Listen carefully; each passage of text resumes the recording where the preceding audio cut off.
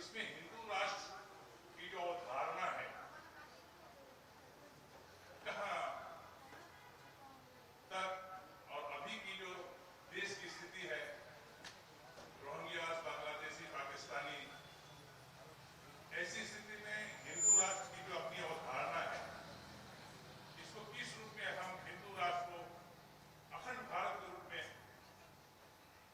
संकल्पनाओं को पूरी कर सकते हैं। औरों के लिए जो असंभव होता है वह जिसे संभव दिखता है वही इतिहास की संरचना करता है। हमारे यहाँ से ही यह बात प्रसारित हुई हिंदू राष्ट्र की। हम लड़ाने भिड़ाने की बात नहीं करते। विश्व में 204 देश हैं, कहीं से विरोध नहीं होता, क्योंकि हमारा कहना है कि सबके पूर्वज सनातनी वैदिक और हिंदू ही थे। और जो क्रिश्चियन, कम्युनिस्ट या मुसलमान हैं, उनको विचार करना चाहिए कि हमारे पूर्वज तो च्युत हो गए, हम च्युत हो गए। बलिहारी उन लोगों की है जो मुसीबत के समय, संकट के समय, विप्लव के समय भी अपने धर्म का त्याग नहीं किया। इसलिए क्रिश्चियन, कम्युनिस्ट, मुसलमानों को भी जो परंपरा प्राप्त हिंदू धर्म को मानने वाले हैं और स्वयं को डंके की चोट से हिंदू कहते हैं, उनके प्रति आस्थान्वित होना चाहिए। दूसरी बात यह है कि उत्पत्ति, स्थिति, संहार, निग्रह, अनुग्रह का जो विज्ञान है वेदादि शास्त्र सम्मत, वह इस रॉकेट, कंप्यूटर, एटम, मोबाइल के रूप में भी सर्वोत्कृष्ट है। इस समय पृथ्वी, जल आदि की आयु 1,91,29,49,125 वर्षों की है। पूरी सृष्टि की आयु 31,10,40 वर्षों की होती है। यह सब हमारा विज्ञान है, वह दर्शन, विज्ञान, व्यवहार तीनों दृष्टियों से सराहनीय है। सनातन धर्मियों का वेदादि शास्त्र सम्मत भोजन, वस्त्र, आवास, शिक्षा, स्वास्थ्य, यातायात, उत्सव, त्योहार, रक्षा, सेवा, न्याय, विवाह का विज्ञान सर्वोत्कृष्ट है। इन सब दृष्टियों से हिंदू राष्ट्र की बात कही जाती है। हिंदू शब्द भी बनता है, हिंदू शब्द भी बनता है।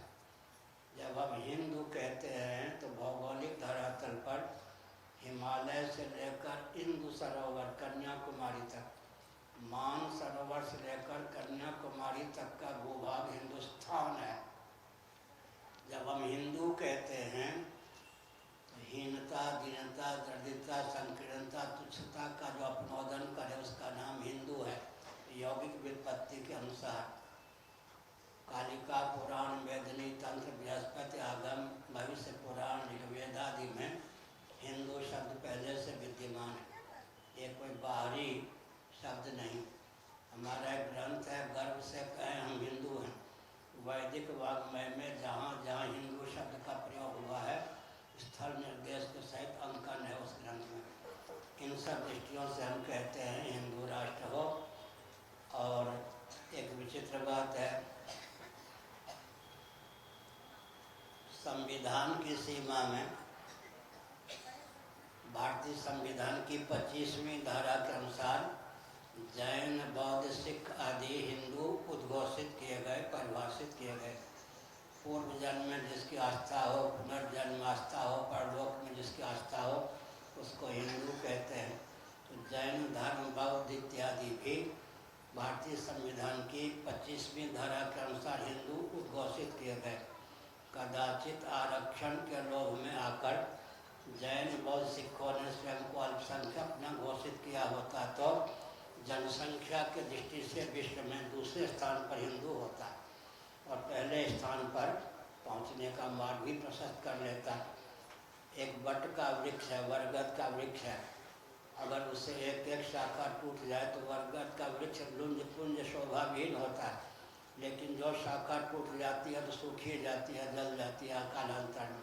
इसलिए हमने संकेत किया, लड़ाने भिड़ाने की बात नहीं है, वस्तुस्थिति यही है। मैं उदाहरण देता हूँ।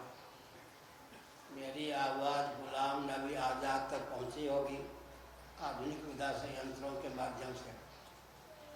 उन्होंने कहा बिल्कुल सत्य है, हमारे पूर्वज कश्मीरी पंडित थे, पाकिस्तान से आवाज़ आई, हमारे पूर्वज क्षत्रिय थे।